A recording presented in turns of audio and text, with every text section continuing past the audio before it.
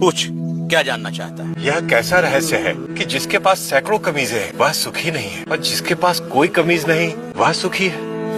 राजे, सुख का कारण कमीज नहीं, आत्मा है। जो यह जान लेता है कि सुख का कारण भीतर है, उसे सुखी होने के लिए बाहरी वस्तुओं की जरूरत नहीं पड़ती। पर मन तो हमेशा सुख के लिए बाहरी वस्तुओं के पीछे भागता रहता है। इसीलिए राजे, जो अपने आनंद स्वरूप आत्मा को जान लेता है, वह वस्तुओं के पीछे भागना बंद कर देता है।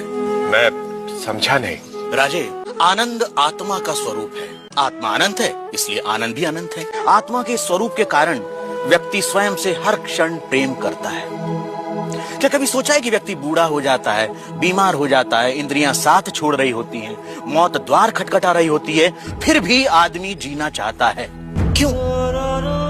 क्योंकि हर व्यक्ति स्वयं से हर क्षण हर समय प्रेम करता है। यदि दुख स्वयं का स्वरूप होता तो क्या मनुष्य कभी स्वयं से इतना प्रेम करता?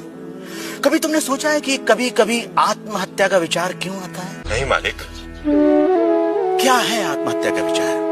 क्यों भावना के वश में आदमी मन, बुद्धि और शरीर आदि को खत्म कर देना चाहता है? क्योंकि आत्महत्या का विचार भी आत्म प्रेम को ही व्यक्त करता है। जब व्यक्ति दुख और दुख देने वाली स्थितियों से छुटकारा नहीं देखता, तब वह अज्ञानता में आत्महत्या को ही दुखों से छुटकारा पाने का रास्ता समझता है। इतना है मनुष्य का स्वयं के प्रति प्रेम कि वह अपने अस्तित्व को भी समाप्त कर देना चाहता है।